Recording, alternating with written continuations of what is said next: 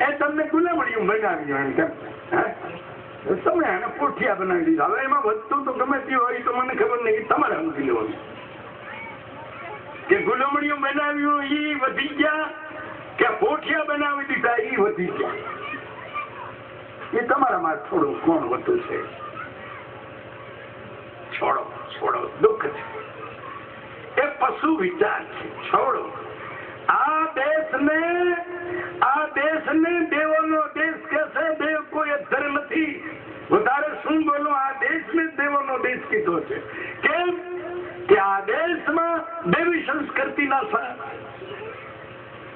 સંસ્કૃતિ પ્રાપ્ત કરી, દેવી સંસ્કૃતિમાં જીવવું, દેવી ગુણોમાં જીવવું. છ અહિંસા, દયા, મૃદુ, સત્વચન, સતદાન, શીલ, શૌચ, તૃષ્ણા, વિના ધર્મ નહીં. હું આવે છે એને તો સમજાવું છું, પણ તમારે મને કહેવાની જરૂર છે. પહેલી ગાંઠ બાંધી લેજો, આડીને છેડે. સહન કરવા નહીં શીખો, કાંઈ નહીં બની શકે. કોઈ પણ ક્ષેત્રમાં સહન શક્તિ તમારામાં નહીં આવે ત્યાં સુધી કોઈ ક્ષેત્ર તમે પ્રાપ્ત નથી કરી શકતા. આમાં બધું આવશે, માન આવે, અપમાન આવશે, સુખ આવશે, દુઃખ, હાજુ આવશે, માધું આવશે, બધું આવશે. એમાં સહન શક્તિ રાખો, કારણ કે સહન શક્તિ હોય તો જ માણસ અહિંસક રહી શકે છે. સહન શક્તિ ન હોય તો અહિંસક રહી શકતો નથી. હિંસા 3 પ્રકારથી થાય છે, મન, વાણી ને કર્મથી. દયા, આપણે કઈ સહન શક્તિ હોય, ભોગવવાની, દુઃખો ભોગવવાની, તો બીજા માથે દયા કરી શકશું, નકર દયામાં નહીં રહી શકીએ. મૃદુતા, પરમ પવિત્રતા, એ દુઃખો સહન કરવાનું હોય ત્યારે આપણે ખરેખર મૃદુ રહી શકશું. સત્ય બોલવું, ધર્મનો આમ તો ઉપાર્જન છે. ઉપજે ધર્મ વાક્ય સંસ્કરી હતી, વ્યાદાન કરી, ધર્મ બેઠે નીતિ સ્થિતિ, ધર્મ સમા કે સંગાત, ધર્મ ક્રોધ કરી હોઠવી પડ્યા. સત્ય બોલવાથી ધર્મની શરૂઆત થાય છે. પણ આપણે જીવનને કેવું કરી નાખ્યું છે જો તો ખરા.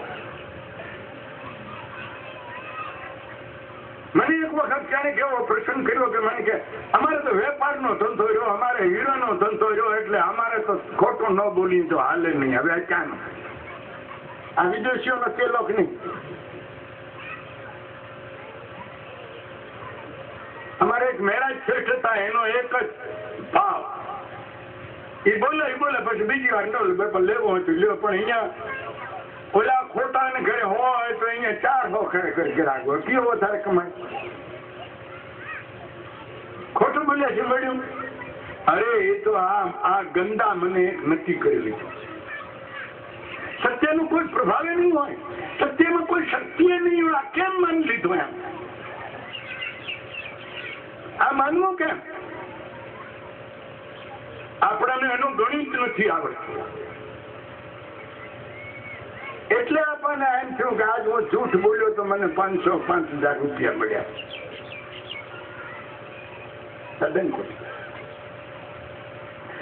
તો ધર્મનો ઉપાર્જન, ધર્મનો છોડ સત્ય બોલવાથી થાય. જીવનને એવું ગોઠવો. પણ આ તો પતિ પત્ની ભાઈચાર જુઓ. આ મોબાઈલમાં તો ખોટું બોલતા હોય, મારી કને બોલતા હોય, બેઠા હોય મઢીએ ની. એ ક્યાંક હું પાલીટણા છું, હું વાળા મારા હું મારા ફેરા બેહવા વાળા માણસો આમ બોલે. આ કલ્પના કરી ના શકે તો રૂબરૂ અનુભવ કરેલો છે. હું અત્યારે મવડા છું, માથું ખંજવારે પાસે.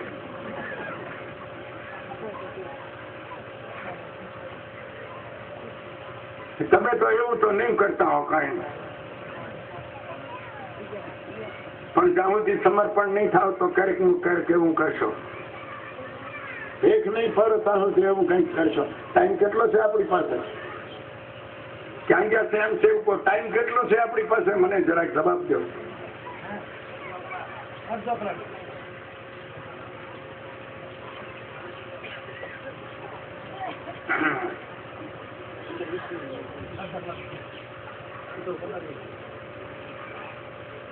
પરમાત્મા ઢીંગાથી પ્રાપ્ત થાય છે એવું નથી.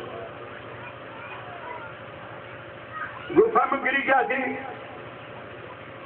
ભગવાનની પ્રાપ્તિ થઈ જાય એવું પણ નથી.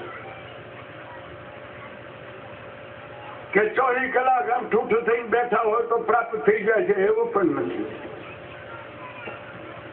ભગવાનની પ્રિય શું છે? પ્રેમ.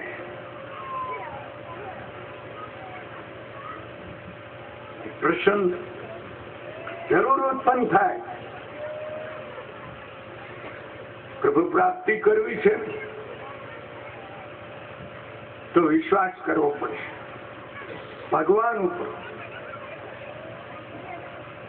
પણ હજી પતિ પત્ની એકબીજા ઉપર વિશ્વાસ નથી આવ્યો હોય બાપા હવે મારે ભગવાન કરીને તમને